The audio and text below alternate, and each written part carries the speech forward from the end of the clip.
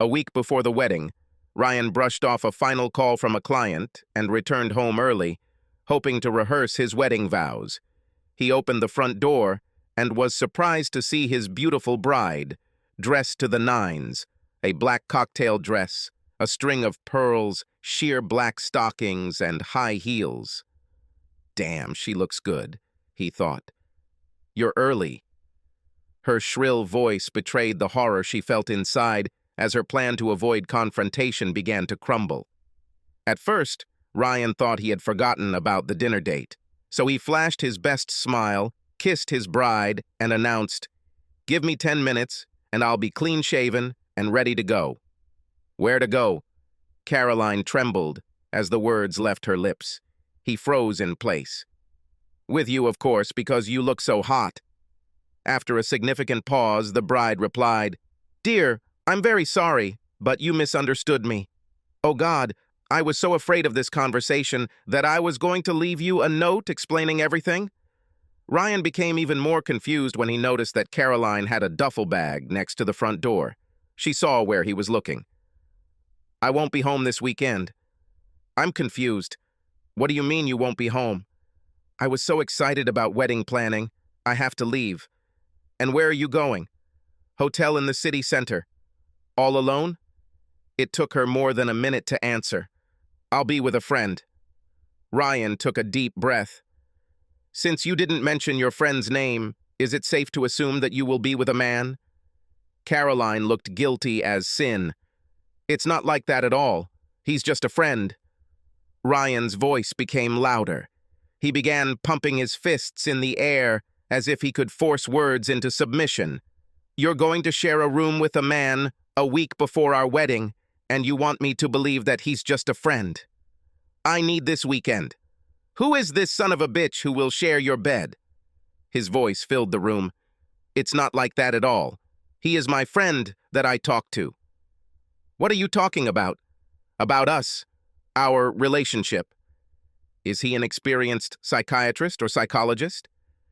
Caroline stared at the floor and said nothing. "Is he a licensed therapist or counselor?" And again, no answer. "Is he at least a member of the clergy who gives advice to engaged couples?" "No, but he is a good listener," she muttered. "Good listener," Ryan growled. "You're going to spend the weekend before our wedding with some asshole because he's a good listener." Caroline lowered her head even lower. Her shoulders slumped and she seemed to be melting. "Look at me when I talk to you." Ryan waited until she raised her head. She sobbed and mascara ran down her cheeks. 2 hours of preparation for hell took less than 2 minutes. "I'll ask you for the last time. Who is this bastard? Promise you won't hurt him." "I promise I will find out who he is and kill him if you do this." "That's what I promise." Caroline collapsed to the floor and curled up like a whining puppy who had just chewed on her owner's favorite slippers. "Get up and answer me." There was still no answer. Ryan tore the mirror off the hallway wall and threw it across the room. It exploded, hitting the wall of the dining room. Shards of glass fell onto the wooden floor. Caroline jumped to her feet. "That's why I was going to turn off my phone and leave you a note explaining why I should do this." The look on Ryan's face scared Caroline. "So, if I returned home at normal time, you would already be gone?" No answer other than a nod. Ryan struggled to maintain his composure. "And you were going to sneak out to spend the weekend with another man and leave me a note?" Ryan opened his briefcase and took out a notepad and pen. He threw them on the dining table and pulled up a chair. "It better be a damn good note. Start writing."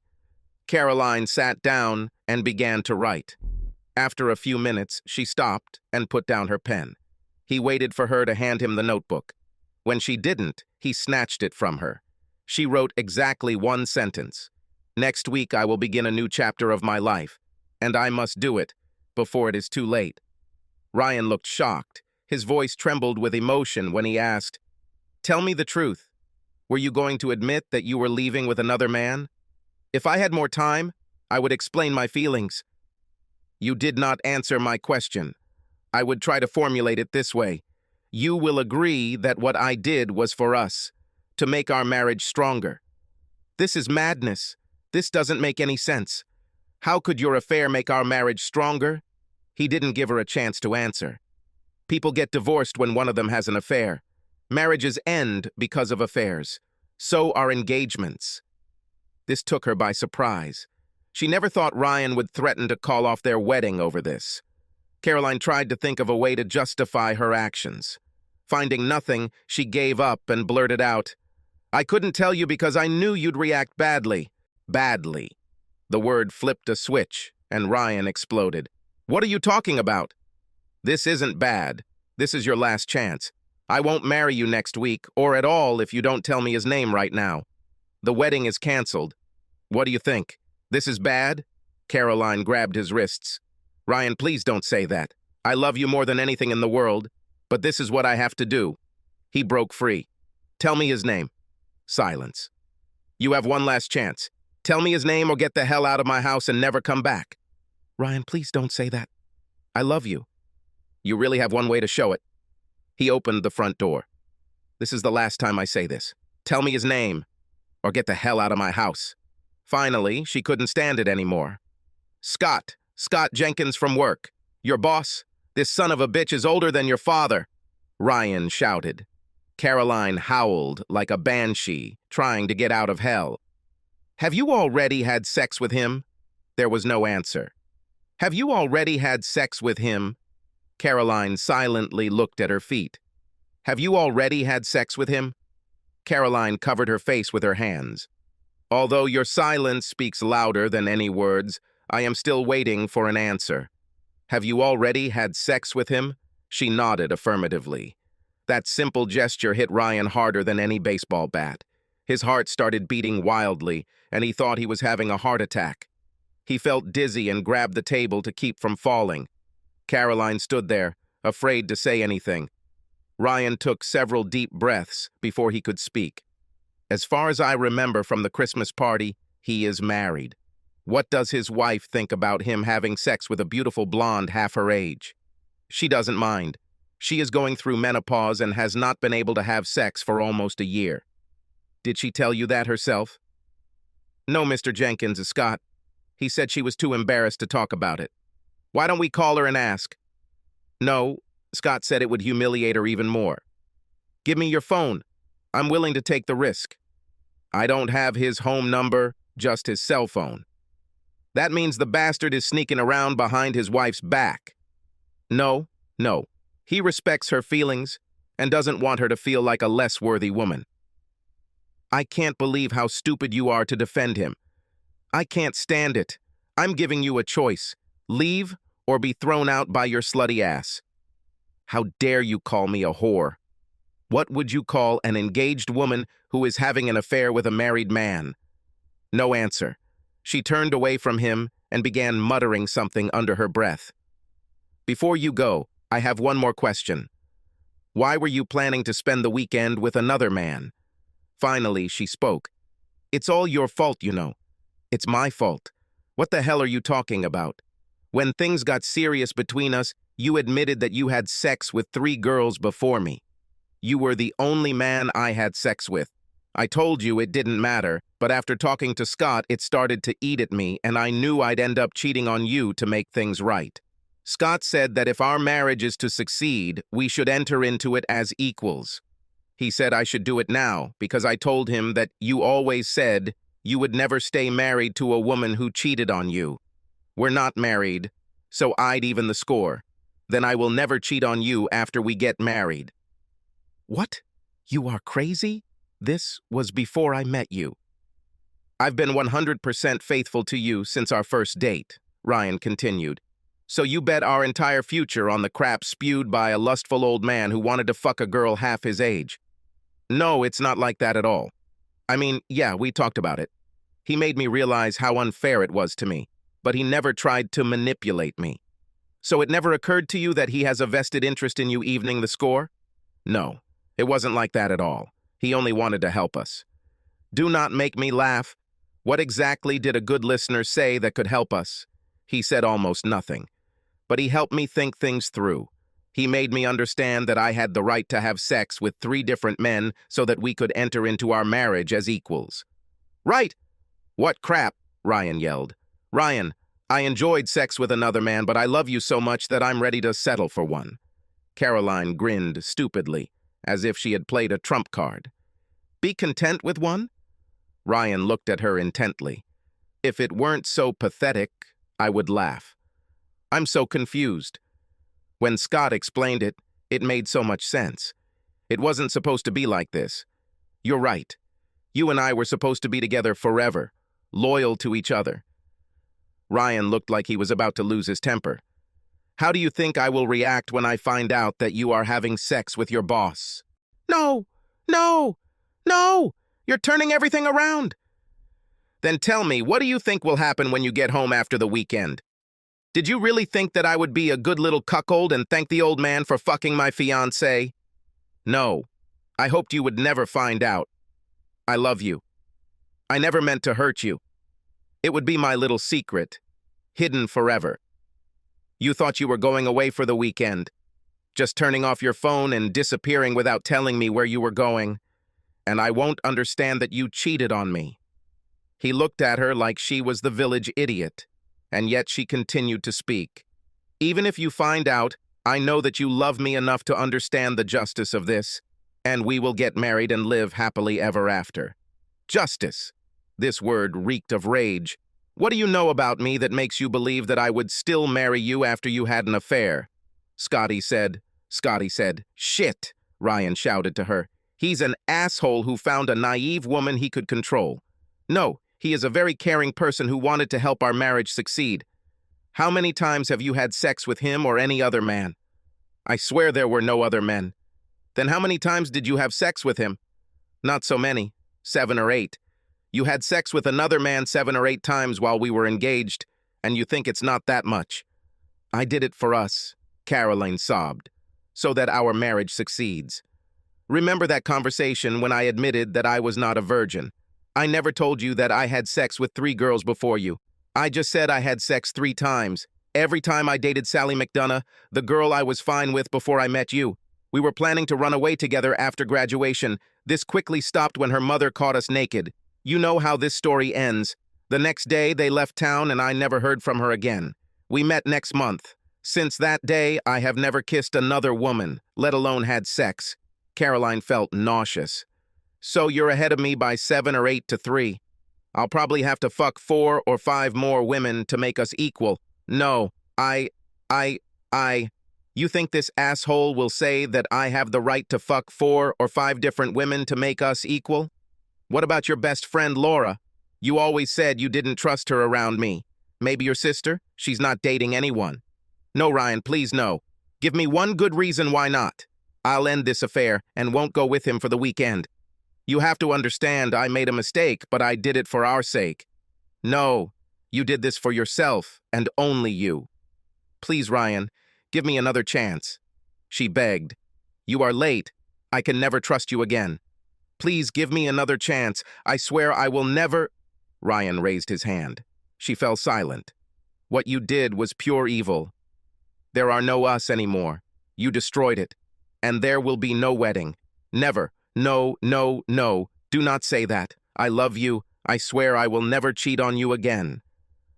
What hurts even more than your sexual betrayal is that you didn't come to me when you had doubts.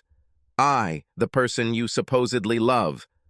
I don't know what I would say or do, but I can swear that I would never advise you to have an affair with a married man. Only a marriage-breaking slut would do such a thing. Silence. Caroline could almost feel the bony fingers of death tearing her soul, her every dream, from her chest. She could hardly breathe, and felt the taste of bile in her mouth. What do you think your mother will call you when I tell her that we won't get married because you took a man's instrument into you? Real old male instrument. Caroline responded by screaming, No! I'll make sure everyone knows what you did. All our families and friends will know that we will not get married because you had an affair with a married man. Ryan grabbed her left hand and nearly ripped her finger off as he took the engagement ring from his ex-fiancée. No, it is mine. You gave it to me. Her hands waved at him, trying to return the symbol of their commitment. You betrayed us. You betrayed everything behind this ring." He squeezed it tightly in his fist. "Everything is over. I can't marry you. Please leave before I hurt you." The finality of those words hurt Caroline. She tried to speak, but her mouth could not form a word. Instead, she made a sound like a dying man fighting for his last breath. Her eyes were huge and her body was shaking. Still, not a word was heard. Silence reigned in the room. Tears streamed down Ryan's cheeks. "I haven't felt this way since my father died." Caroline searched her memory, trying to find the right words to save her marriage, but nothing came of it. Only then did she finally realize that she had been deceived. A sharp knock on the door broke the silence. Caroline recovered from her shock and pulled herself together enough to say, "Oh my God, it's Scott. I'll tell him to leave. Please don't create any problems." Ryan grabbed the baseball bat he was holding next to the door. "I'm not going to cause trouble. I'll kill him right here in the lobby while you watch." Caroline jumped up and tried to stop him. "He's not worth going to jail over." "I really don't care." He walked around her. "I have nothing to live for. But if I kill him, then I will get even for the pain he caused me." She tried to call him on his cell phone to warn him. The call went straight to voicemail. Ryan, bat in one hand, opened the door. He was ready to throw the old man off his feet. Instead, he was met by 2 police officers. The bat fell from his hands. It hit the ceramic tiles of the floor with a loud thud. The officers ignored him. "I'm sorry, ma'am. Are you Caroline Bradley?" "What's the problem, officer?" The police went inside and closed the door. "Do you know Mrs. Loretta Jenkins?" "I work for her husband, Scott." The officers looked at each other as if they were in on a private joke. "Everything is fine? Did something happen to Loretta?" "No, ma'am. But about an hour ago, Mrs. Jenkins killed her husband in the living room of their home. Caroline lost consciousness and fell to the floor." Ryan walked into the kitchen and returned with a large pot full of water. He poured it on her face. Her once beautifully styled hair began to look like a drowned rat. Several minutes passed before she was able to speak. "Oh my God, Scotty is dead," she sobbed. "Yes, ma'am. She shot him 6 times in the chest with a .38 caliber revolver, then reloaded it and shot him 6 more times point blank in the face. Detectives said it was the coldest thing they had ever seen. She almost took his head off. The only sound was Ryan's laughter. The police looked at him like he was crazy. She probably didn't allow her husband to leave with you this weekend after all. We need you to come to the station, ma'am. Mrs. Jenkins told her neighbor that she would kill you for ruining her marriage. We have half a dozen squads patrolling the area, but they think you'll be safer downtown." She had a pale, numb face. "Don't come back, you liar." His voice died away as his ex-fiancée let out a terrible scream. The police carried Caroline halfway out to their car. Ryan watched the blue lights disappear into the distance, trying to figure out how his life had turned it into crap. 3 strong sips of whiskey loosened his tongue. The 4th awakened his writing abilities. He began composing an email to everyone whose email address he had. Family, friends, colleagues, church choir. To each, Ryan titled it, "Why I Don't Marry Caroline Bradley, the Liar and Slut. If you watch the news tonight, the big story is about a middle-aged woman who killed her husband because he had a 25-year-old slut. I'm ashamed to admit, but this slut is my ex-fiancée. Yes, little Miss Prim and proper Caroline, who always looked down on her girlfriends for sleeping around, is responsible for a 60-year-old man being shot and killed. Yes, she had sex with a guy older than her father. Now you know why I won't get married. Thank God this happened before I ruined my life by marrying a cheating slut. P.S. The police are hiding Caroline because her lover's widow is hunting her down to kill her. I hope she succeeds." Within a couple of minutes of hitting the send button, he had half a dozen replies. Then his phone rang. The first call was from a local newspaper asking for an interview. He sent the reporter a couple of photos of her in a skimpy bikini. Then he told him the story of her betrayal. He then agreed to be interviewed on a local radio station. Ryan spent the next 2 hours talking to reporters and answering emails. Most of them, including Caroline's friends and family, were very supportive. When he got tired of telling the story, he took a break and started stuffing all of Caroline's things into black trash bags. He ended up filling 4 bags. He dragged them to the garage near the trash cans. Ryan lived in a residential suburb where there had been no murder for 5 years. So the next morning, the local newspaper printed the headline, "Love Triangle Ends in Death." Television channels also attacked civilians. They each anchored the evening news with photos of the suspect on the run, as well as Ryan's bikini-clad ex-fiancée and the victim. It was pitch dark outside when Ryan decided to finish his bottle of bourbon. The next morning, television crews arrived in time to film the locksmith changing the locks. In conclusion, he hung up a sign, "No entry to trespasses." 2 hours later, police found Loretta Jenkins sleeping in her car a couple of blocks from Caroline's apartment. She was arrested without incident. Ryan was hung over when someone started knocking on his front door. "Get out," he shouted. "This is the police," came the answer. He opened the door. "Mr. Erickson, your fiancé wants to return home to explain what happened." "I don't have a fiancé, and this is not her home. This is my home. This will never be her home. Please take her things because I might do something I regret later." He walked outside and pointed to the trash bags. "That's all she had. I would appreciate it if you told her that I will never forgive her and I will never speak to her again. Never." He heard her scream from the patrol car, "Ryan, I love you!" He slammed the door and turned on the TV. He turned on the movie channel and sat back to watch a black and white Western. No one ever admitted that they sent the photographs through which Jenkins' wife learned about the affair. But everyone agreed that Scotty's secretary had a very smug look on her face when she showed up on Monday morning. Caroline became a pariah in the city. Of course, she was fired before she even entered her office.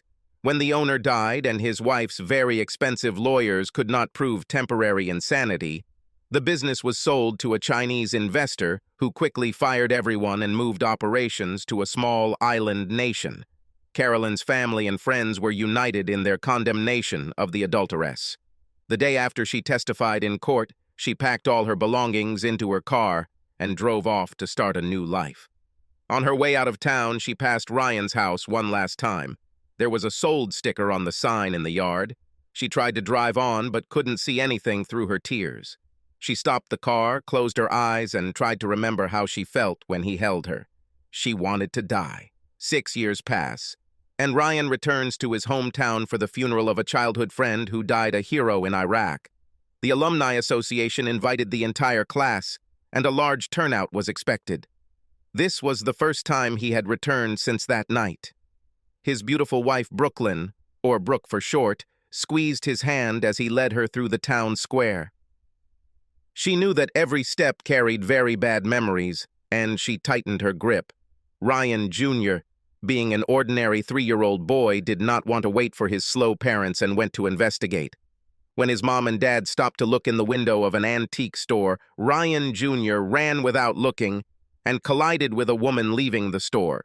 She took a couple steps back and dropped her bag on the sidewalk. Several items dropped, including a condolence card. "Ryan Robert Erickson, stop running now!" A chill ran down the woman's spine when she heard his name. The mother turned to the woman and said, "We spent 6 hours in the car, and he has too much pent-up energy to walk." Ryan Jr. walked up to the woman and said, without any prompting, "I'm sorry I bumped into you, lady, and made you cry." "Are you okay?" Brooke asked. "I'm fine. Your son is a very well-mannered gentleman. You should be proud of him."